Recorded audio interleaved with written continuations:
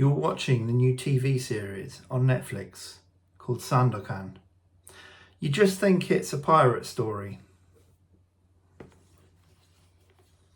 Your regular old pirate story. Well, it isn't. It was written in tragedy by a writer adored by revolutionaries and romantics and destroyed by his publishers.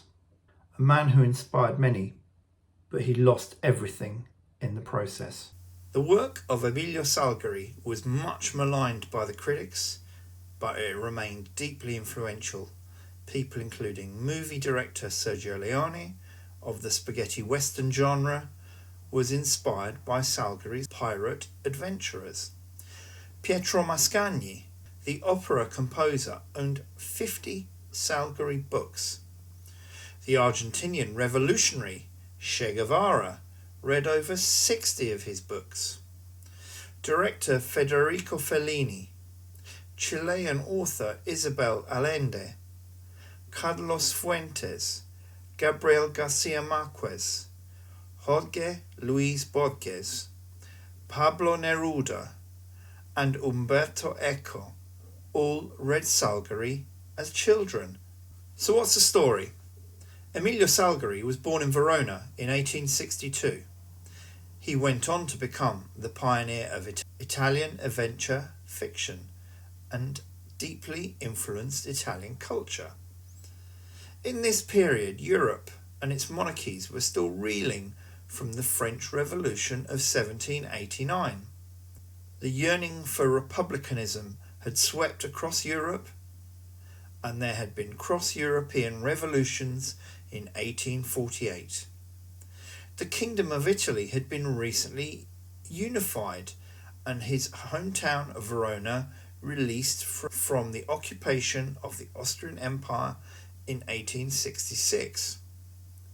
Now Salgari read the books of Jules Verne as a child, including Journey to the Centre of the Earth and 20,000 Leagues Under the Sea, and he was clearly inspired by them.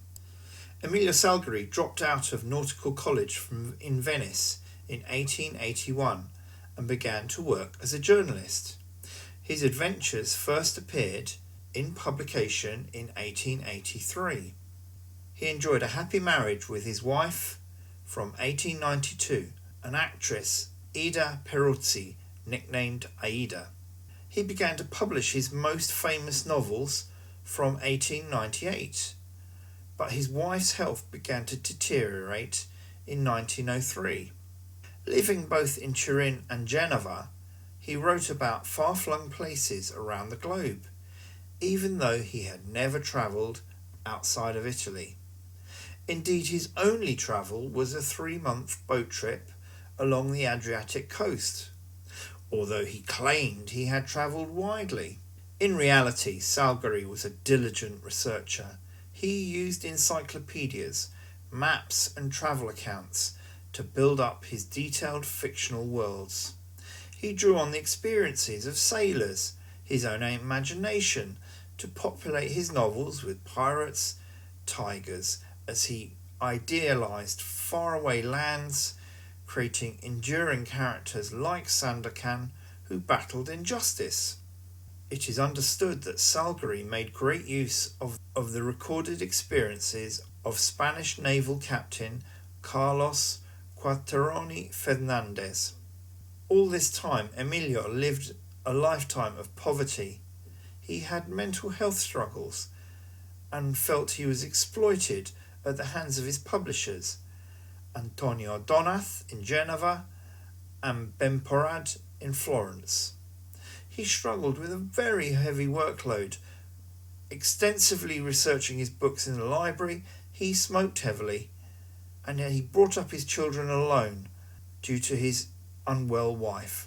Despite being widely read, Salgari lived in debt as he funded his wife's medical treatment.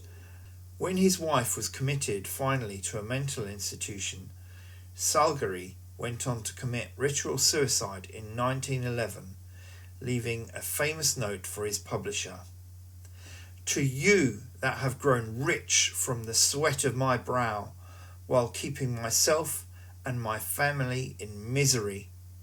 I only ask that from those profits you find the funds to pay for my funeral. I salute you while I break my pen. Emilio Salgari.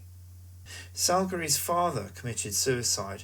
His wife died in a mental institution after suffering from depression, and 2 of his sons also died by suicide.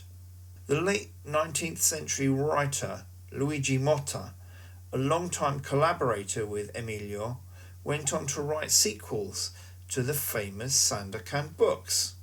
Emilio Salgari's cultural influence was in myth creation, his mass readership, and how it shaped the popular values in Italy. Heroism without an empire, adventure but with morality, and curiosity for the world outside of Europe. Like Puccini, the opera composer, Salgari was popular with the masses but shunned by critics and the literary elite. Initially publishing newspapers, he wrote specifically for large audiences and was dismissed as a lowly paid children's author. Considered by some as the Italian Jules Verne, he remains popular in Italy, Spain, and South America, and one of the most translated Italian authors. His work is still adapted in comics, TV series, and movies. Ironically, his work continues to expand the coffers of the publishing industry, which treated him so badly. Salgari was a pioneer in rebellion, often portraying sometimes non-European indigenous heroes, people from various cultures who fought against colonial European oppression. His novels giving hope to the oppressed underdog, and they crossed regional and class barriers. He sided with the rebel, struggling against the greed and corruption of the occupying, typically imperial European forces. He was unusual in the amount of detailed world building he did in his novels, all from his research and his imagination. His female characters were unusually independent, progressive, and certainly not the more customary damsel in distress. Salgari is credited with helping establish science fiction in Italy, blending swashbuckling action with technological themes which included electric trains, flying machines, and conquering the moon. One of his most famous characters was obviously Sandokan. Now, there are parallels between his character Sandokan and the real anti-British rebel figures like Saif Osman Marudu and obviously the Spanish naval captain Carlos Cuatroni Fernandez. I happened to be on a work trip in Malaysia in the early 2000s, and I'd always had this question in my mind. Had they ever heard of Sandokan? They said they hadn't heard of a person or a novel of Sandokan, but there was an actual place called Sandakan. This anti-colonial approach was really unusual for his era, in the Kingdom of Italy where many still aspired to be a republic. Sandokan fought for justice and was dressed in fine clothes. This was also a case of interracial love between Sandokan and the British Mariana from a well-to-do family. In this way, Sandokan was rebelling against imperial, racial, and class segregation. A number of the earlier movies based on Salgari's work featured Lex Barker, Steve Reeves, and Ray Danton, all apparently European-looking male lead actors. However, in 1976, the landmark TV series Sandokan made the Indian actor Kabir Bedi a household name in Europe. A new TV series remake of Sandokan was released in 2025, and it featured Turkish actor Can Yaman. The recent Sandokan TV series was primarily filmed in Italy, Calabria, Lazio, and Tuscany. So if you do happen to watch any of these programs, movies, or TV series, or even read his books, perhaps you will think of Emilio Salgari, what he suffered, and how he achieved the final deserved victory.